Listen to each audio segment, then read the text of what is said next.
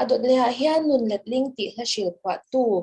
SP a boi tlung kan som le do na nga ani hi mi poti EC member ni lai ani a kan hun SP a boi tlung kuta kan la ne zaina katlaron chia tur hi kaming ila lamfo angem hi ani katlin lo na lai langa kanun ne pa anoi hunin kaming ila lamfo angem dol kai lo na alo chiana dem na kai lon amam po in kaming ila lamfo angem nang le ke hi misrang anga ni na ming thar kan put hunin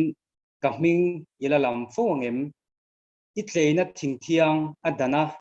ita na sang kani point kaming ila lamfo angem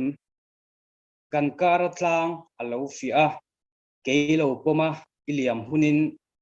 kaming ila lamfo angem ka zom lo shaileng oi chunga kanin tole hun thleng ko in kaming ila lamfo angem zolo zunin mizialaya zalna zola ifia hunin kaming ila lamfo angem